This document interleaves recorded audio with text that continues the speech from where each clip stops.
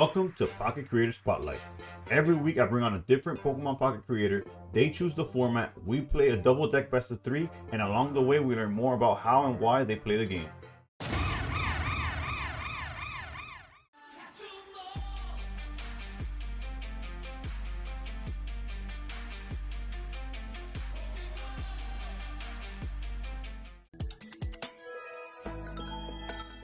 Alright YouTube, welcome to another Creator Spotlight here. Today's episode will be with ErickoTCG. If you know me, you probably know him, but nonetheless, I'll let him introduce himself real quick. What's going on? It is Ericko. We stream on YouTube and multi-stream on Twitch. We play Pokemon Pocket and we hit top 1000 a lot and place well in tournaments every now and then. What's up? Yeah, that's like we hit the same, like, I guess, niche in Pocket. We're both very into like the competitive side of things, which is, I'm not gonna lie, I'm looking at the screen and we're playing the same deck. I just already know it. the fire energy. Nah, I could be playing Charizard probably, you know. Stokesard? Yeah, I'm playing You're not. All right, so I am going first here. You did, again, just like in the last one, I let the creator choose the formats, and you said EV Grove. Is there a specific reason? Like, is there a deck that brought you this? Is it the format as a whole? Like, what do you think about EV Grove? I'm not gonna lie, a lot of people hate this format a lot, and I don't know why. I like this format because there is a lot of, you know, thinking involved, right? You have your, you know, Dartina. This deck right here, first of all, it feels like a Yu-Gi-Oh deck. I come from Yu-Gi-Oh, and it's a lot of combos. I love combo decks, and like, just overall, this is like one of the best decks, you know, in the format at this time, and it's just like so out of pocket out there, you know. Well, clearly I agree. As you see, it's just funny because we're only 2 episodes into this concept of mine. 3 duels in, like 3 decks in, and I've mirrored my opponent every single time. But yeah, again, it's crazy. EV Grove is probably up there for me, top 3 if not 1. And again, this was my favorite deck to play in this format. So like, we're in the same wavelength to some extent. Hands down, this is like so fun. Like, I don't know, it's just fun. It just like, there's so many plays, like decision trees, right? Like if you mess up like even one little thing, like it could cost you the whole game and you get punished, right? So it's like more rewarding when you actually win. Yeah, for sure. My opinion about the reason I like the EV deck so much, because I think the most popular, if I remember correctly, the most popular deck was definitely like the Sylveon Greninja deck. But there was just something about, well, at least in general for me in Pocket, or just card games in general, when there's a deck that's not necessarily the best deck, but you could have a winning, you have a fighting chance against everything. That's where I like to be. That's like where I like to sit, and that's what I felt this deck was very good at. Like, no matter what the matchup was, you had like a chance to like fight it out or claw back in, and it's just it's peak Pockets for me basically. Nah, exactly. I do agree 100% there. But real quick, I know I'm the one supposed to be interviewed. I do got a question for you. Okay. Meta of Steel. I gotta ask, what's the inspiration of your channel logo? I know you got the Onyx, you got the whole like Superman, right? It's not Omni-Man, nothing. No. Omni-Man did not exist in my brain when the username was created. I didn't even know that was. Yeah. Speaking of, this is like 10 seconds. Yeah, I don't like having a tough position. Yeah, and there's so much hand disruption. I don't know if your build is on double hand disruption. There was people that played double, people that only played 1, and it's not looking too good. I didn't see the Leafeon basically is what I'm getting at. It's like, yeah. And there's, you know, it's just looking like, you know, I have to take it. This is just like free. Why not, right? Oof. Let's see. I definitely. Let me see. Yo, you know, I'm not even gonna cap. I haven't seen Flareon in so long. bro. That I thought it was 2. Alright, fuck it. It's straight. You're good. I was legitimately about to do the same play the turn before. You know what? You have like a crazy hand. Maybe we could come back from this. Ain't no way I did that though. It's okay. We'll come back. Cause I did have the Leafeon. I should have done that, and then, you know. Yeah. My fear was Been a little more Leafeon into conservative. like double bag or Leafeon into red, something like that. That's what I was worried about. Exactly. Yo, it literally have not played this until from the set behind, like whenever it came out. Which is initially. what I like about like this concept is like being able to go back into those formats. Like be it this one, be it like when we played Extra Dimensional Crisis. I'm waiting for the day somebody tells me Shining Revelry, because first of all, they'd be brave to admit that was their favorite format, and second of all, it's just that there's my favorite deck is probably in that format, and Yeah, I was about to say, correct me if I'm wrong. That's what you said in the podcast. You know, your Shining Revelry stand over here. yeah, bro. But again, like I said, I like falling into that spot of like just like competitive enough to be like relevant. Like my favorite deck at that time was the Arceus Carnivine. Yep. And no deck has fit that, and it's specifically in that format. Afterwards, with the rare candy and the Crobat, it was fine, but it wasn't the same for me. It was just Exactly. let's see here. We do love drawing cards, right? Drawing cards is always fun. Whenever I've seen this, I always thought of it as the new Pot of Greed. Yeah, I remember when it first came out, I was like, this card's gonna be relevant forever, and then they released Suicune. Sylveon's no longer existing, dude. Dude, imagine like what do you call it? Imagine having Copycat in this format.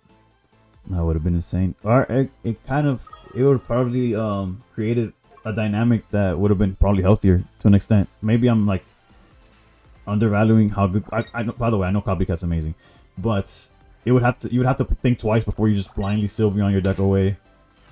Granted, you still have to do that to prevent red cards and Marses, but there's a difference between a red card and Mars and then your opponent being able to match you in hand size. So it's one of those things we would never know, because obviously you can't just play it that way. But all right, speaking of my background, yeah, Man of Steel is literally a play on words of the name, like Man of Steel, with my last name. My last name's Mena. That's where that comes from. But oh, there you go. Yeah. You know what I was thinking of? I thought you were like, you know how it's Man of Steel? Yeah. I thought you were going for something like that. Now, your last Yeah, no, it literally comes from my last name is Mena, Mena. Yeah. And then back then, because it was my Instagram handle for the longest, I wanted to put just Mena Steel, because like the A itself kind of like imitates the of, but I thought it would go over people's heads, and I was like, I'm not gonna. I'm just gonna put Mena to replace Man, and like it just stuck that way. Also my position's not as good as I would like it to be. Like returning to the situation at hand. It is tough chatting, and you can see I just dropped a Flareon in the front. I'm like, oh shoot. I'm not gonna lie, I actually just traded for a Rainbow Flareon, and like the art is so nice. It covers the what do you call it? The energy. So I only saw the 2 fire energies. So I'm like, oh, okay, chill. We're chilling. I guess I'm gonna put you on Better Have Red. I guess again, it sucks that I don't have like the fire. Oh, you see, this is one of those things. Something that we brought up actually before we started the games was that this format was one of those where if you even took a second to think, or like you got stuck between like, oh, should I go A or B? The Eevee deck was so unforgiving. Like you would run out of time so quick. And then every animation in this Eevee deck seems like it's eternal. Especially like Sylveon asking you to draw. Like, why wouldn't I want to draw? Like, what is going on? Like, I remember being so frustrated when that card first came out. Nah, I feel that. It's like one of those things. Yeah, but yes, I do. I'm just sticking here. I don't want to lose to no Cyrus.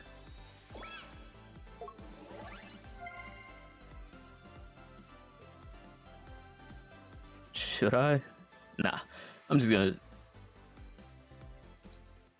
You never know. You never know. You might Sabrina me. You might. It's always good to have another energy here and there. Alright, so you do get first blood here. All right, like I said, speaking of origins, one question I had oh wait, I just realized if I don't have a cape or a heal, I can't necessarily do anything here. Never mind. Okay. I see the line. It's not pretty. You see something? It could be worse. Okay, let's go. Let's double down on Flareons here.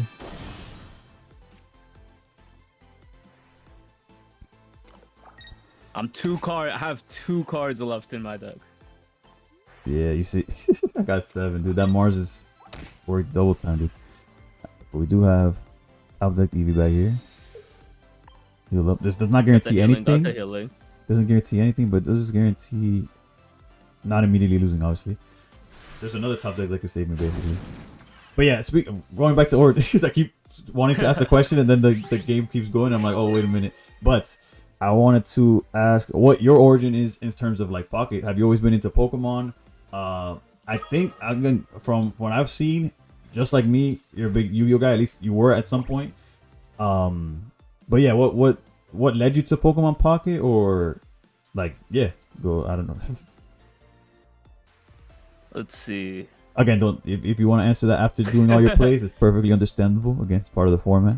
But damn, this is not looking pretty for either of us. It really isn't. Because full transparency, you hit me for 130. If I don't draw away like to clearly get out of the way, I have to use my energy to get out, which makes my Flareon in the back not be able to charge all the way because we don't have Flame Patch. We don't have at this time we didn't have Magby or anything. Like the Flareons, like Mono Flareon did not exist at this time, like the way that we know it or that we knew it. Oh yeah, it wasn't. Yeah. Well, I think it did near the end of the format, but it didn't pick up popularity. Yeah, until Magby just made it where it was like a turn 2 Flareon swinging at all. I just know this last card that I have is Eevee back. For sure. I only have 1 left. I'm not gonna lie, I needed the top deck to be Cape so that I could retreat with Flareon. But we have this Pokeball here with no targets. Then we have to hard retreat. But then I can't even charge Flareon. I think I'm cooked, honestly. I don't see a line. Before completely giving up though, I gotta assess the situation. Let's go here maybe. Oh wait, you said, oh yeah, that's your last card, and it's definitely an Eevee bag, so that would put you on 40. But I guess all I have left to do is hope that for some reason you're only playing 1. And then even then there's Sabrina. Oh yeah, whatever. I'll let you get to that. Nah, I really did have the Sabrina though. That was in my hand. You had your whole grip in your hand. In hindsight, like maybe when I would go back into the editing or whatever, I'll look back to see if there was any misstep I did, or maybe the fact that I just didn't have Leafeon early and got Mars is probably where it was like the. There is one misstep that I caught, but there was no way for you to have seen it, which was that I researched before Pokeball in a deck that every Pokeball target's the same. So I kind of that was a little troll, but honestly Mars kind of cleaned that up anyways. But that is game 1, so good news for me. I don't have to deal with your Eevee anymore. But now whatever your second deck is has to be Eevee and my second deck. So yep, that's where the interesting part of double deck format. Have you played double deck format in the past, or honestly I have not. Oof. Yeah. We'll see after it's all said and done. I'll ask for your feedback or your thoughts on the format as a whole. But let's jump to game number 2. All right, now we're going into game 2. This time I get to go second. So wait, I did not finish your, what do you call it? Your question about what got me into this game. Yeah. So basically, you know, my history, I did start off with Yu-Gi-Oh! Yu-Gi-Oh! Was, I want to say I played for a very long time, since 2010, right? Competitively since 2010, and then from there I played different card games, such as, have you guys ever heard of Vanguard? Ooh. You know, I did I did play heard that it. a little bit. I heard about Vanguard, but I never played Vanguard until it came to mobile, where I had a friend of mine get me into it, and then but from what I'm understanding is that it was two completely different games, the mobile one Oh yeah. and the physical one. Like the rules were different, like everything was different. I feel bad for that company and that game because it got so bad that you had to play like they rebooted the game like 3 or 4 times, and that's like I don't want to say this word. It's like destroying yourself. Based, It's like okay, destroying yeah, yourself yeah. like 3 or 4 times. Like if you do that, like Yeah, they're shooting imagine themselves in the you foot being over and over, Pokemon. basically. Yeah, it's like all your cards that you release become like it's like the stock market hitting zero. They're Every time. valueless. Wow. Oh, because they would start from like every time there was a reboot, like nothing from before was playable.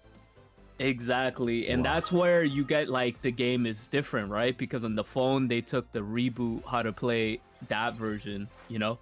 Yeah. Okay. Oof. But Okay. I went from that and then I played One Piece and then I did play Pokemon when GX was a thing. I went to a regional with Gardevoir. That thing was broken. Like its ability was ramp up a deck, I mean energy from the deck or something. And onto the active, and it does 30 damage for each fairy energy on it. That thing was broken. Oh, it's back when fairy energy was a thing. Damn. Yeah. Yeah, because now there's a Gardevoir that's about to rotate out. That's ridiculous. Like that's Oh like yeah. you just charge from the yard into any psychic Pokemon, like any way you like, and all they do is like take 20 damage. But then they have Pokemon that benefit from taking the 20 damage. It's like what? Like who made these cards? Bro? It's crazy. Also, speaking of my current situation, it could be prettier.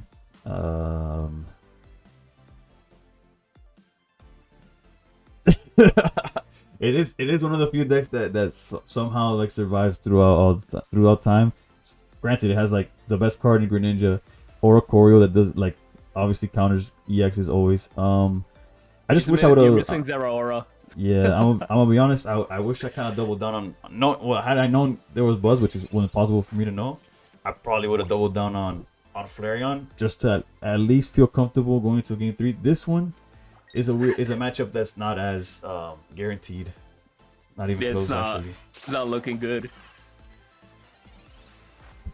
Because you gotta remember, you know, Buzzwell's whole thing was like for Hermosa Cyrus back in the day. Yep. So like that Giratina, unless you're running PCLs, I'm just gonna. Yeah, no, the Giratina's already in danger, but I think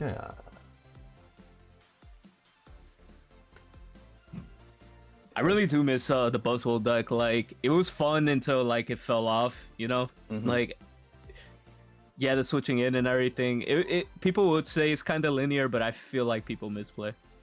It's kind of easy to misplay where you swap in and out. No, for sure. My question is not even like misplay. It's like, what do I do? Damn. Let's go here into. That feels like a liability. Let's do. Let's see. About to have like, let me see. Oh wait, you did it. Okay, you're playing dual energy. That's why. I was like, Yeah. A little different from the Oricorio Greninja that we see today. exactly for sure. I don't know. I just don't think your hand is looking that pretty right now. I'm not seeing the potential here.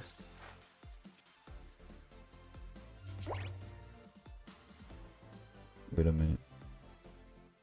You know what I like about replaying these formats is that we have like every card max rarity and different rarity. True. That's 100%.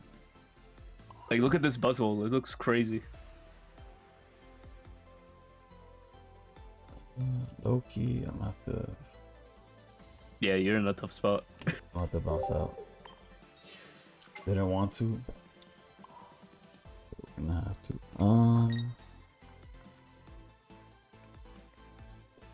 You're thinking there's definitely a Cyrus somewhere in the list, but let's go for. Let's go for the 50. I'm not gonna cap. It is in my hand. It's fine though, because like at this point, there's still no way for you to go from to 70 damage yet.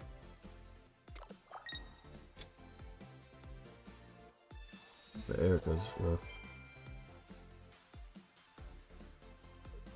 I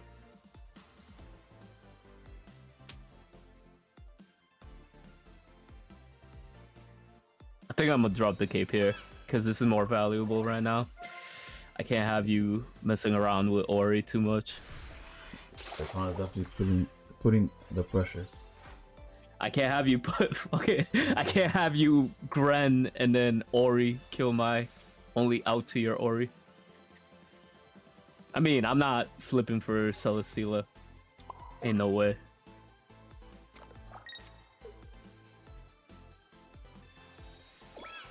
Okay, the cape's here.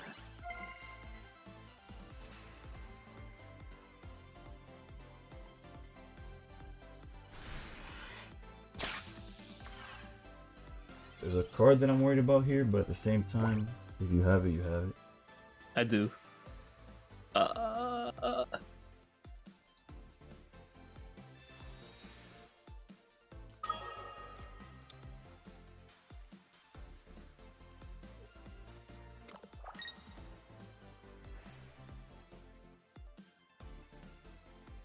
Alright, gonna go in for a quick punch. No, not punch, Big V. Yeah. I forgot that was even the name. I'm not even gonna cap.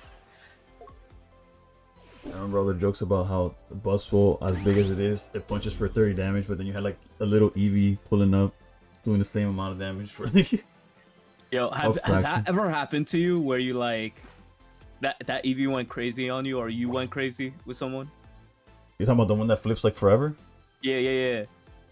No. I was never a fan of that one. I always go for collect, and otherwise I would use the one that guaranteed the 20. I think the one that had the full art from Genetic Apex. Yeah.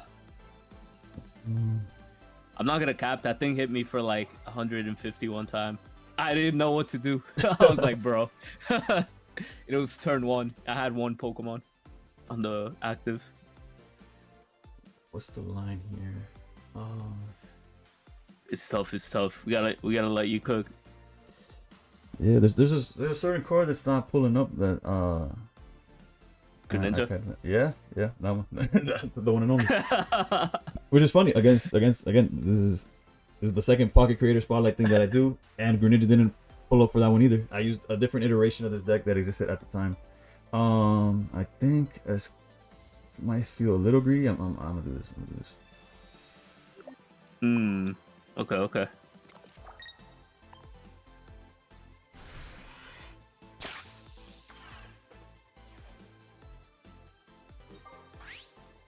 Not knowing the build is kind of crazy too, because it's like there's so many cards to play around that we just like I'll never exactly. I have no idea about yet. You know what? We got a Mars. My hand was actually pretty gas, not gonna lie. Obviously, it was missing the Greninja, but other than that, I felt pretty good about my hand. But we got the Formosa out here. I'm gonna put that there. Put this here. Let's flip flop.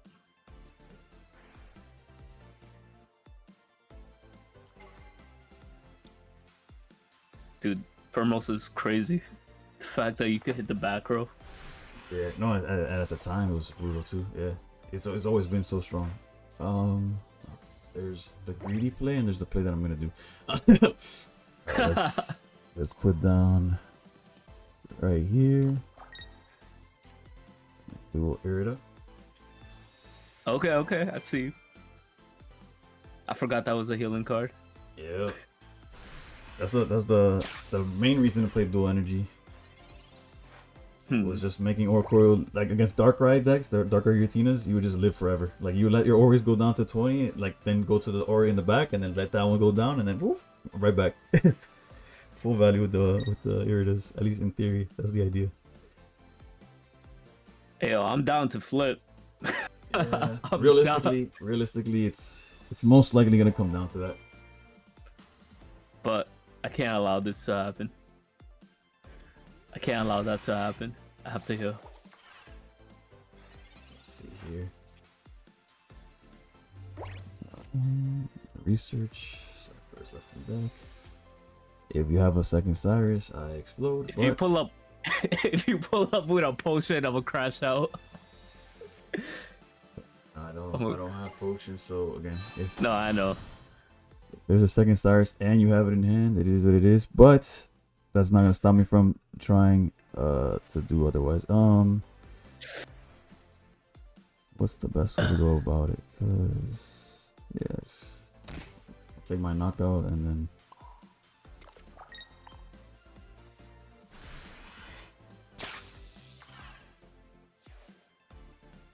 I got it.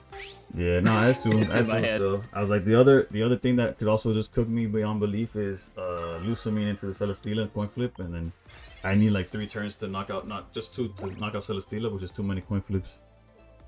See, I was debating on doing that first, but like I'm like, I have the Erika, I'm gonna keep it alive. Yeah, in hindsight, I don't know if I would have been better off just actually because my star didn't even have Ori. I found Ori after the fact. I was like, maybe I should just led Froakie and not pulled up with Giratina until after.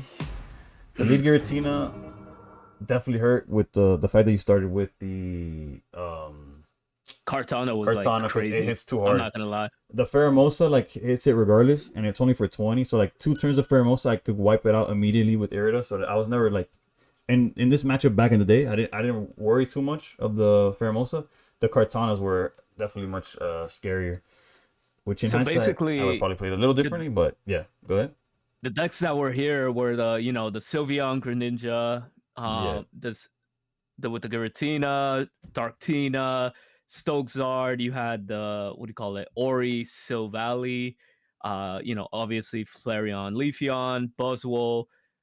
¿Cómo se llama? Solgaleo. Yeah, I'm about to say so. There was a lot of the ones, and there was a Sylveon version too. Dude, there was Guzzlord. Imagine rebuilding 14 trainer Guzzlord, but like back then it wasn't a thing. But we could do it like true. Yeah, no, with the power of hindsight, there's a lot of strategies that weren't played or experimented on at the time that were definitely viable or exist, like that were just overlooked completely because at the time people just didn't value them or didn't look at it the same way. But with that said, what did you think of the double deck format? I do like the double deck format because it forces you to be, to make your decks, to really make your decks good. Like you can't pick like, maybe this is good, and then one like nasty deck. You have to play like 2 good, optimal decks that. Yeah, and there's also like counter picking that you have to do in excuse me, in advance as well. You have to like, sort of like if you're able to make your deck 1 protect the bad matchups of your deck 2, then it also matters what order you play the decks in.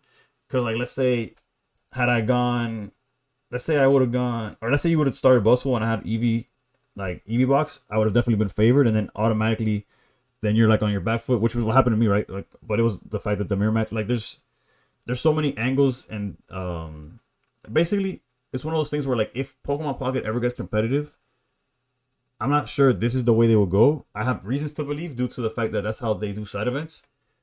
But it's just low key one of my favorite ways to play the game, and I wish they had like maybe a way to play it inside their own app, like maybe made a game mode where you have to do double deck format, or I don't know how they would incorporate it or integrate it, to be honest. But no, exactly. But I like how it works.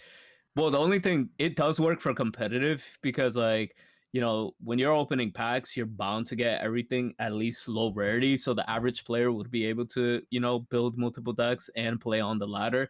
And since we're playing with 20 card decks, it feels like, everybody can shift with decks here and there. So like decks are available for people. So I don't, especially really, with now with trading, high rarity. Trading and sharing and all that, like getting decks is no longer the problem. It's more like Facts. And what I like about double deck format is the diversity that it includes. Like, if it's not like not everybody could pull up with like Suicune Greninja. Granted, we've seen in Limitless and all that where that's not the case anymore. There is especially this format that we're currently in, not the one we're visiting.